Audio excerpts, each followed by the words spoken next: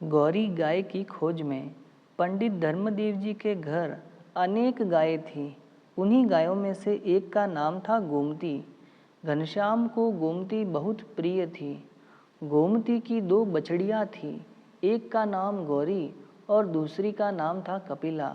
एक ग्वाला प्रतिदिन प्रातः काल में धर्मदेव जी की गायों को चराने ले जाता था। पूरे दिवस भर गायों को चराकर वह सायंकाल में उन्हें वापस लाता था। एक दिन सायंकाल में वह ग्वाला जब सारी गायों को लेकर घर आया तो उसने देखा कि सभी गायों के पीछे आ रही गौरी उसमें न थी।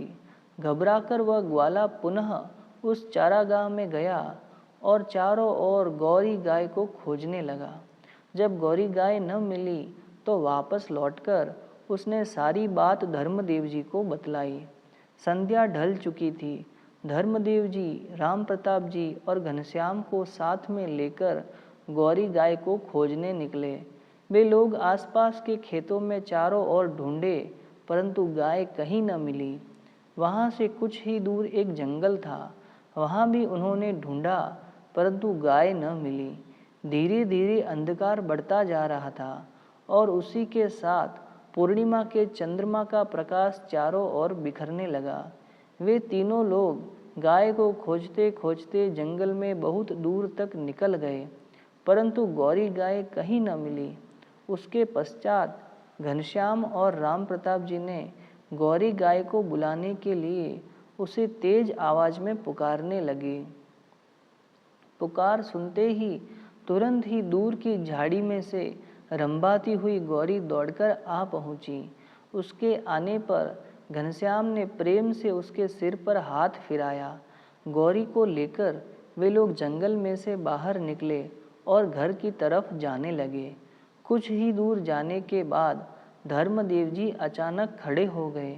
घनश्याम ने जब खड़े होने का कारण पूछा तो उन्होंने सामने की तरफ उंगली से कोई संकेत किया। घनश्याम ने आगे खड़े होकर देखा तो रास्ते में एक झाड़ी के नीचे एक बाघ सोया हुआ जम्हाई ले रहा था। बाघ को मनुष्य की गंध मिल गई, इसलिए वह दहाड़कर बैठ गया था। धर्मदेव जी, राम प्रताप तथा गौरी गाय थर थर कांपने लगे। धर्मदेव जी भयभीत हो सोचने लगे कि आज तो हम चारों का अंतिम समय आ पहुंचा, बाघ सभी को खा जाएगा। उसी समय घनश्याम दौड़ते हुए बाघ के पास जाकर खड़े हो गए और उसके समक्ष अपनी दृष्टि स्थिर की। बाघ तुरंत ही शांत हो गया। वह घनश्याम के पांव लगकर उनकी प्रदक्षिणा करके शांतिपूर्वक पुनः लेट गया। उसके पश्चात घनश्याम ने कहा, पिताजी, अब बिल्कुल भयभीत न हो, गाय को लेकर मेरे पीछे पीछे आइए। बाघ कुछ नहीं करेगा, अब वह सो गया है। वह सुनकर धर्मदेव जी और राम प्रताप जी गौरी गाय को लेकर धीरे धीरे बाघ के आगे से निकल गए। कुछ ही देर के बाद वे जंगल पार करके बगल के एक गांव में चले गए।